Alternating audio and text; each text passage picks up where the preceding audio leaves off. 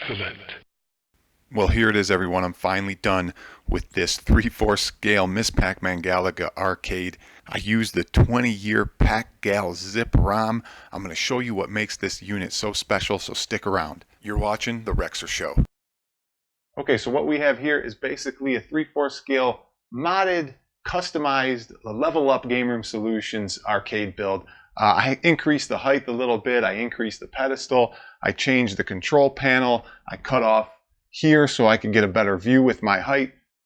But what makes this arcade so special is two things. Basically, one, I have the 20-year Galaga Pac-Gal zip ROM. That's the combination of both Ms Pacman and Galaga ROM. I have that working, and I have it working correctly with all the start buttons working according to how the game is supposed to go. Also, I have other games on here where each button works accordingly. Each start button works for the game. So if I want to do one player, I can do this button or I can do this button. No confusion. Anybody walks up, they can press any button. They're not confused. Start is start for any game. Okay, so what's in the back is a Raspberry Pi 3B+.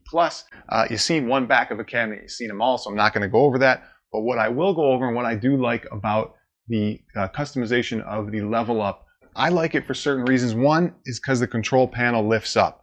And what I have here is my amplifier down here, so I can easily adjust the volume if I need to.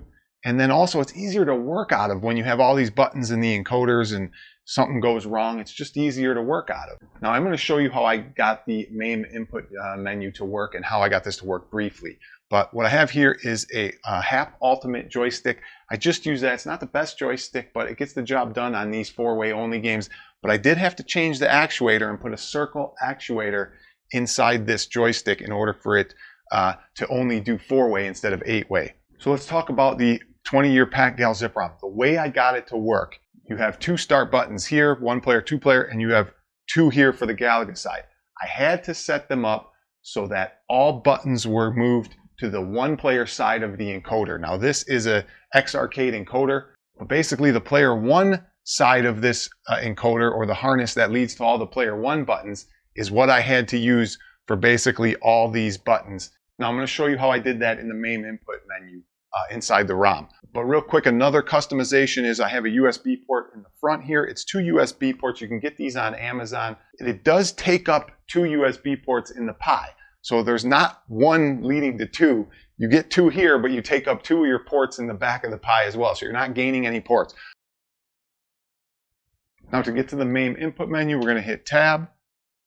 Now right now I launched in MAME 2015.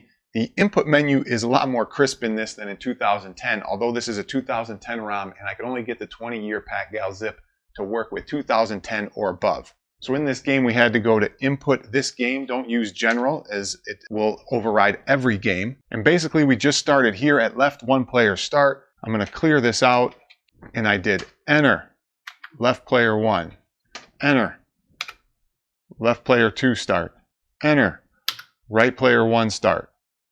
And to get it to go to none, you just hit it a bunch of times, 9 specifically on this emulator, enter, right player two start. You can also do other button configurations, coin 1, coin 2, all the stuff that you really need, or you can use the RetroArch menu for most of these as well. But I like to use this menu. I'm going to return to game.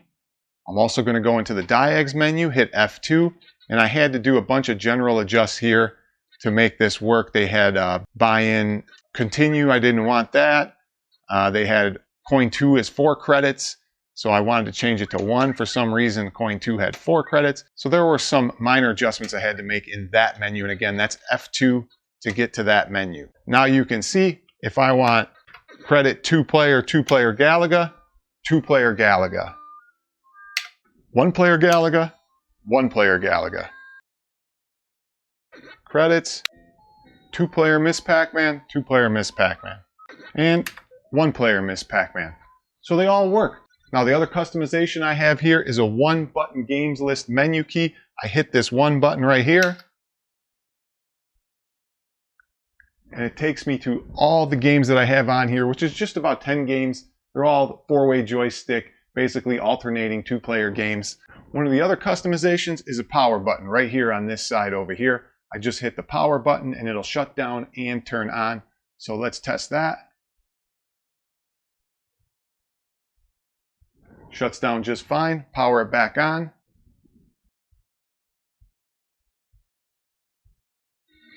And I do have a custom intro. I'll skip through this for you. I know you guys don't want to see it. I'll replay it at the end. And it goes right to my game list menu. I wanted it to go right into the 20-year Pack Gal Zip, but I had some script issues with that. I'll try that later. So Burger Time, Dig Dug, Donkey Kong, Frogger, Galaga, Galaxian, Ms Pacman, obviously the standalone version, the 20-year reunion ROM, and Pac-Man, Space Invaders, Tapper. Those are the only games I have on right now, and I want to show you how all the start buttons work.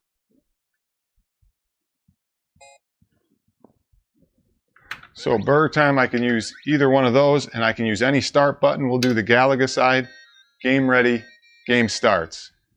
Now really quick, just to show you how I did that, I'm not sure this was the best way, but because I labeled all the 4 start buttons to a 1-player encoder, in order to get to 2-player side to work on these other ROMs, I did a double wire. You can't really see it here, but there's 2 sets of wires coming out from these terminals right here, one to the 1-player encoder side, one to the 2-player encoder side, and that just made it easier for me to make sure the 2-player side worked for all the individual ROMs other than the Pack Galaga Zip ROM. Now, if you're going to build your own arcade, you want to do 2 things. One is subscribe to the Arcade Repair Tips guys. These guys are great. They helped me with this build, and they have plenty of knowledge on anything you're doing. You're also going to want to go to Rockin' the Classics Discord. You're going to want to join there. Go to the Rexer Show Arcade Corner. Ask any question you want. We talk about arcade. We talk about a whole bunch of stuff. So join there and come say hello. With that, I'm going to leave you with some emulation from this, as well as the boot up video. You can check that out as well. So thanks for watching, and as always, don't forget to subscribe and stay tuned for more from the Rexer Show.